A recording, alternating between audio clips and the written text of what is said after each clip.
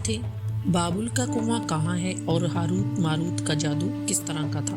یہ وہ پر اسرار سوالات ہیں جن کے جواب تو بہت ہیں اور لکھنے والوں نے بھی بہت کچھ لکھا ہے، لیکن ان قصے کہانیوں میں حقیقت کو تلاش کرنا گہرے سمندر سے موتیاں نکالنے کے برابر ملتی ہے۔ ایک وہ جو قرآن و حدیث اور تابعین کے اقوال میں موجود ہے، اور دوسری وہ جو تورات اور انجیل اور اسرائیلی روایتوں میں آتی ہے، جبکہ ان اسرائیلی روایتوں کو بیشتر علماء اور مورخین نے تائید کی ہے۔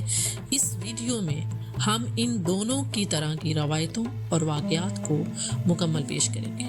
دونوں روایتوں کے مطابق حضرت ادریس علیہ السلام کے زمانے میں ایک مرتبہ آسمان اور زمین کے درمیان سے پردوں کو ہٹا دیا گیا تو فرشتوں نے زمین میں آباد انسانوں کو دیکھ کر تعجب کیا اور بولے، یا رب العالمین، ہم تو گناہ کے قریب بھی نہیں جاتے، جبکہ یہ بنی آدم گناہوں میں اتنے مبتلا ہیں، اگر ہم ان کی جگہ ہوتے تو کبھی تیری نافرمانی نہ کرتے۔ اللہ نے ارشاد فرمایا، انسانوں کو غصہ اور شہوت دی گئی ہے، اگر یہ چیزیں تمہیں دی جائیں تو تم بھی اس طرح کے گناہ میں ملوث ہو جاؤ گے، لیکن فرشتوں نے کہا، ہم ایسا ہرگز نہ کریں گے۔ لہٰذا اللہ کے حکم سے فرشتوں نے اپنی جماعت میں سے 2 بہترین اور اطاعت گزار فرشتوں کو چن لیا، جن کا نام ہاروت اور ماروت تھا۔ اللہ نے ان 2 فرشتوں میں انسانوں جیسی فطرت اور شہوت ڈال کر دنیا میں بھیجا اور شہر بابل میں 2 خوبصورت انسان بن کر آئے اور قاضی کے کام پر مقرر ہوئے، جہاں وہ لوگوں کے درمیان فیصلے کیا کرتے تھے۔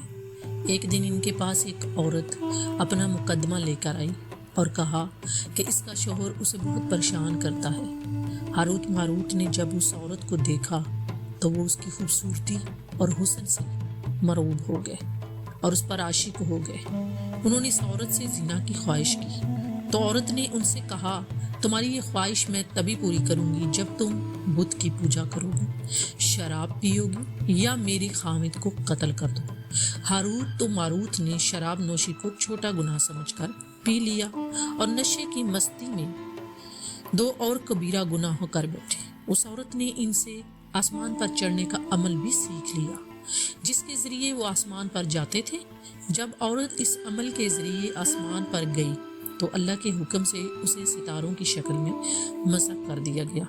چونکہ اس عورت کا نام زہرہ تھا، اس لیے وہ سیارہ زہرہ کہلایا، جسے آج وینس کہتے ہیں۔ اس گناہ کی وجہ سے ہاروت ماروت خود وہ اسم اعظم بھول گئے، جسے پڑھ کر وہ آسمان پر جاتے تھے، اور بطور سزا انہیں بابل کے ایک کنویں میں الٹا لٹکا دیا گیا۔ جب تک وہ تا قیامت تک تو یوں ہی قید رہیں گے۔ یہ ایک اسرائیلی روایت ہے، یاد رہے، یہ ایک اسرائیلی روایت ہے۔ جیسے امام ابن کثیر اور فخر الدین رازی جیسے مفسرین افسانہ اور من گھڑت کہانی قرار دے کر سختی سے منع کرتے ہیں اور سخت کردہ قرار دیتے ہیں۔ ٹھیک ہے، امام سیوطی جیسے علماء نے اس روایت کو مستند مانتے ہیں، اور ہاروت و ماروت اور بابل کے سلسلے میں ایک اور روایت کثرت سے بیان کی جاتی ہے، جس کے مطابق ایک زمانہ ایسا تھا جب شہر بابل روئے زمین پر تہذیب و تمدن کا مرکز تھا۔ یہاں کے لوگ باطل اور بت پرست تھے۔ یہ لوگ اپنی قسمت ان سے وابستہ سمجھتے تھے، اس لیے علم نجوم اور علم فلکیات میں بڑے بڑے ماہر تھے۔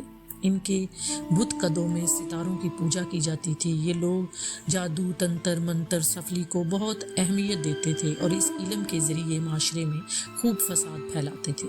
یہ لوگ طلسم، جادو، تنتر منتر میں بہت آگے بڑھ گئے۔ ان میں بڑے بڑے جادوگر موجود تھے۔ ان کی تاریخ کتابوں میں جگہ جگہ جادو اور تنتر منتر ہی نظر آتا ہے۔ ان کا جادو دور تک کا مشہور ہے۔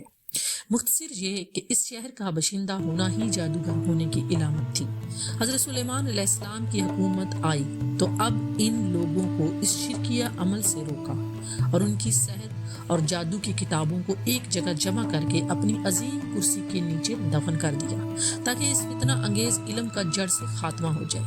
جب حضرت سلیمان علیہ السلام کی وفات ہوئی تو شیطان نے ان کتابوں کو دوبارہ کھود کر نکالا اور لوگوں سے کہا کہ سلیمان پیغمبر نہیں تھا بلکہ ان کتابوں کے ذریعے حکومت کیا کرتا تھا، لہٰذا ہوا میں اڑنا، جنات پر قابو، سلیمان علیہ السلام کے غیر معمولی معجزات دراصل جادو اور سفلی کا عمل تھا۔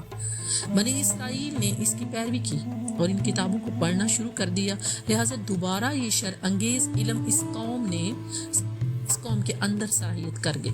اللہ نے سلیمان علیہ السلام پر لگائے گئے الزام اور تہمت کی نفی کرتے ہوئے سورہ بقرہ میں فرمایا، انہوں نے اس چیز کی پیروی کی جو شیطان ہی نے ان سے کفر کروایا، لوگوں کو جادو سکھاتے تھے، اور اس چیز کی بھی جو شہر بابل میں ہاروت ماروت 2 فرشتوں پر اتارا گیا تھا، اور وہ کسی نہ کو یہ سکھاتے تھے، ہر کسی کو، جب تک یہ نہ کہہ دیتے کہ ہم تو صرف آزمائش کے لیے ہیں تو کافر نہ۔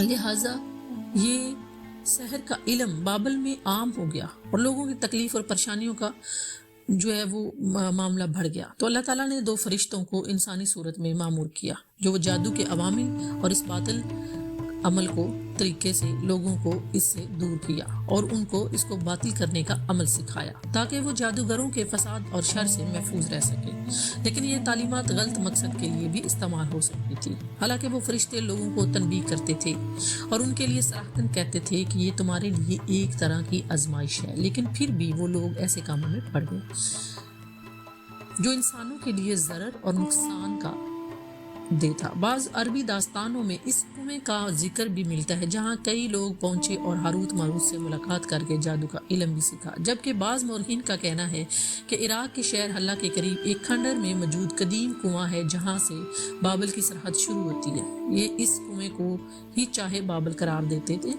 بہرحال اس واقعے سے یہ سبق ملتا ہے کہ سفلی اور جادو ایک شرکیہ عمل ہے، مگر یہ کہ اس کا استعمال فساد اور شر پسندی کے